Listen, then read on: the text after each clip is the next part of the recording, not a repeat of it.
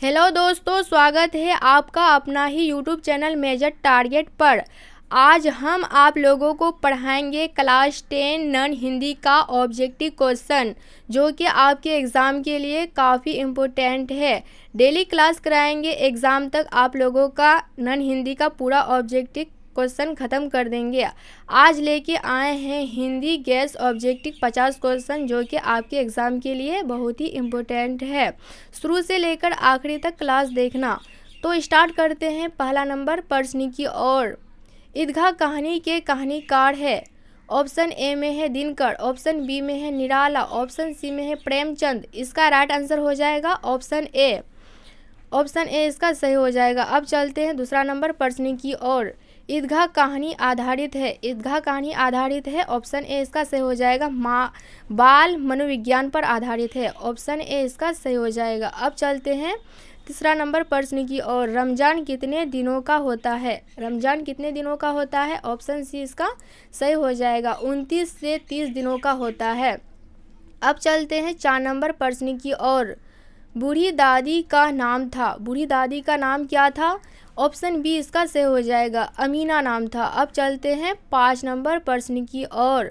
5 number प्रश्न क्या कह रहा है? कैसा जीवन बाल मन को वयस्क की तरह सोचने के लिए मजबूर कर देता है? इसका राइट आंसर हो जाएगा अभावग्रस्त। इसका बी सही हो जाएगा। अब चलते हैं 6 नंबर प्रश्न की ओर। तू जिंदा है कविता में जीवन के किस पक्ष का वर्णन है? किस पक्ष का वर्णन है? ऑप्शन सी इसका सही हो जाएगा, प्रेरणावादी। ऑप्शन सी सही हो जाएगा। अब चलते हैं 7 नंबर प्रश्न की ओर। कवि शैलेंद्र तू जिंदा है तो कविता में देशवासियों को क्यों संगठित होने की बात करते हैं? ऑप्शन सी इसका सही हो जाएगा, धरती को स्वर्ग जैसा सुंदर बनाने के लिए। अब चलते हैं 8 नंबर प्रश्न की ओर। स्वराज्य का अर्थ है। स्वराज्य का अर्थ है आज़ादी। ऑप्शन बी इसका सही हो जाएगा। अब चलते हैं 9 नंबर प्रश्न की ओर। 9 नंबर प्रश्न। तू जिंदा है तो कविता में किसके सर कुचल कर हम साथ चलेंगे?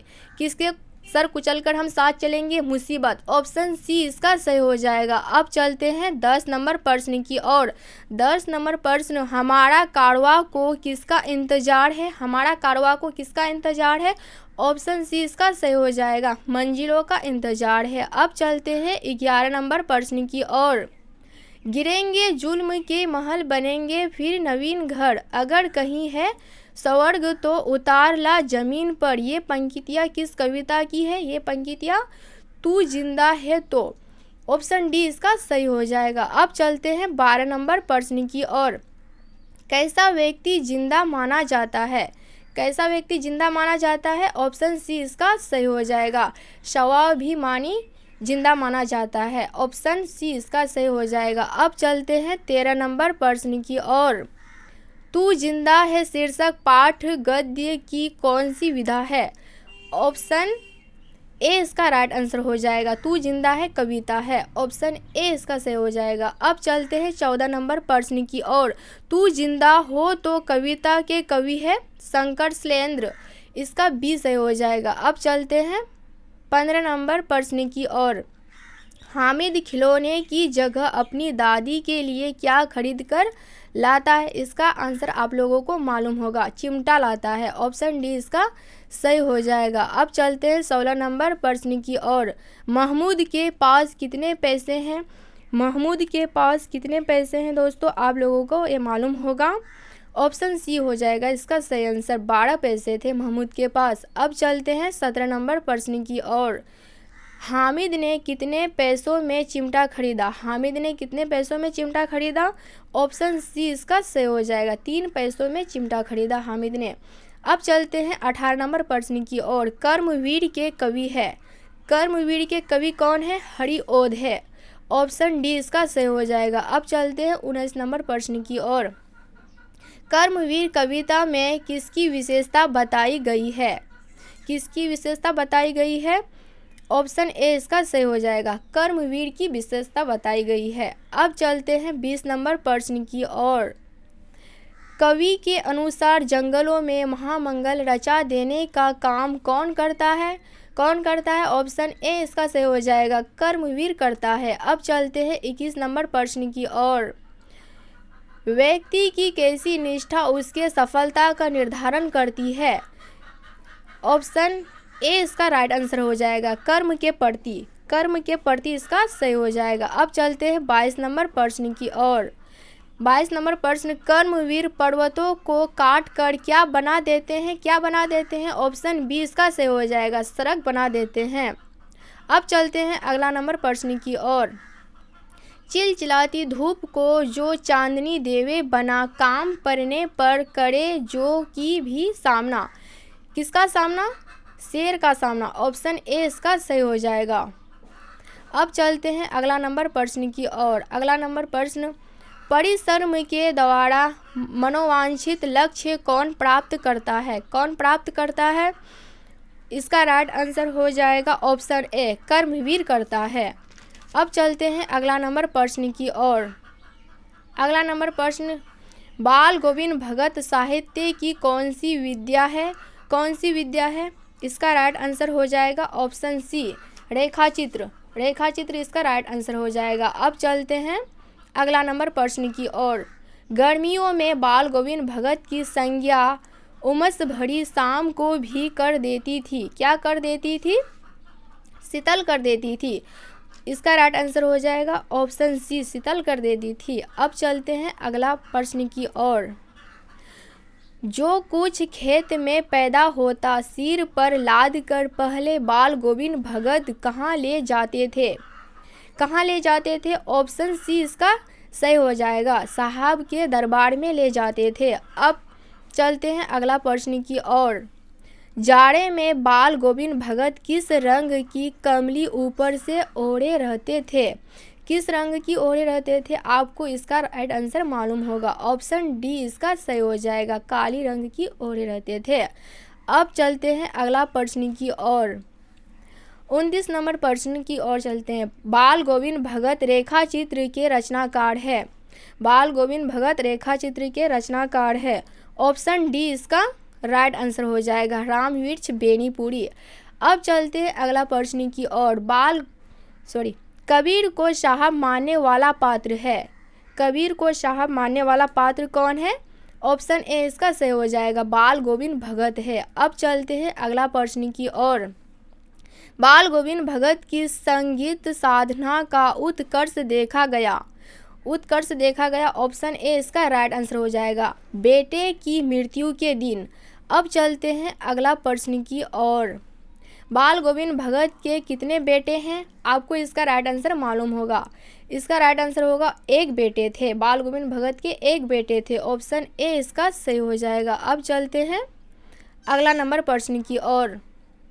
बेटे की मृत्यु के बाद भगत क्या करने लगे? भगत कीर्तन करने लगे। ऑप्शन सी इसका सही हो जाएगा। अब चलते हैं अगला प्रश्न की ओर। हुंड्रू का जलप्रपात साहित्य की कौन सी विधा है? ऑप्शन सी इसका राइट आंसर हो जाएगा, यात्रा वृत्तांत हो जाएगा। अब चलते हैं अगला प्रश्न की ओर। हुंड्रू जलप्रपात के लेखक कौन है? कामता प्रसाद सिंह काम है। अब चलते हैं अगला प्रश्न की ओर। हुंड्रू का जलप्रपात रांची से कितनी दूरी है? 27 मील दूरी है। ऑप्शन सी इसका राइट आंसर हो जाएगा। अब चलते हैं 37 नंबर प्रश्न की ओर। पुरुलिया रोड से हुंड्रू की दूरी कितनी है? 13 मील है। ऑप्शन बी इसका सही हो जाएगा। अब चलते हैं 18 नंबर प्रश्न की ओर। हुंड्रू का पानी की तरह चक्कर काटता है। किसकी तरह चक्कर काटता है? सांप की तरह चक्कर काटता है। ऑप्शन डी इसका सही हो जाएगा। अब चलते हैं अगला नंबर प्रश्न की ओर। हुंड्रू का जलप्रपात में किस संस्कृति का वर्णन है? इसका राइट आंसर हो जाएगा, आदिवासी संस्कृति का वर्णन करते हैं। अब चलते हैं अगला नंबर प्रश्न की ओर। सवर्ण रेखा नदी के उद्गम स्थान से कितना मील आगे आकर हुंड्रू का झरना बना? 50 मील आगे आकर हुंड्रू का झरना बना। ऑप्शन बी इसका सही हो जाएगा। अब देखते हैं अगला नंबर क्वेश्चन। छोटा नागपुर लेखक की दृष्टि में क्या है? इसका आंसर हो जाएगा ऑप्शन सी, स्वर्ग का टुकड़ा। ऑप्शन सी इसका राइट आंसर हो जाएगा। अब चलते हैं अगला प्रश्न की ओर। हुंड्रू जलप्रपात के पास किसने बंगला बनवा दिया? किसने बंगला बनवा दिया? ऑप्शन ए इसका राइट आंसर हो जाएगा, जिला बोर्ड ने बंगला बनवा दिया। अब चलते हैं अगला प्रश्न की ओर। हुंड्रू का जलप्रपात संस्कृति की विशिष्टता को उभारने वाला यात्रा वृत्तांत है। आदिवासी इसका राइट आंसर हो जाएगा। ऑप्शन ए इसका राइट आंसर हो जाएगा। आप लोग अच्छा से याद कर ले, क्योंकि आप लोग का एग्ज़ाम में बहुत ही इम्पोर्टेंट होने वाला है। अब चलते हैं अगला प्रश्न की ओर। सत्यशय काव्य ग्रंथ की रचना की। इसका राइट आंसर हो जाएगा ऑप्शन सी, इसका राइट आंसर हो जाएगा कवि बिहारी ने। इसका राइट आंसर हो जाएगा ऑप्शन सी, बिहारी ने। अब चलते हैं अगला नंबर प्रश्न की ओर। किसका पालन करने से मनुष्य श्रेष्ठ होता है? किसका पालन करने से मनुष्य क्या होता है? श्रेष्ठ होता है। ऑप्शन बी इसका राइट आंसर हो जाएगा, नर्मदा का। अब चलते हैं अगला नंबर प्रश्न की ओर। संगति का प्रभाव किस पर नहीं पड़ता? संगति का प्रभाव किस पर नहीं पड़ता? ऑप्शन ए इसका सही हो जाएगा, बुरी बुद्धि वालों पर नहीं पड़ता संगति का प्रभाव। अब चलते हैं अगला नंबर प्रश्न की ओर।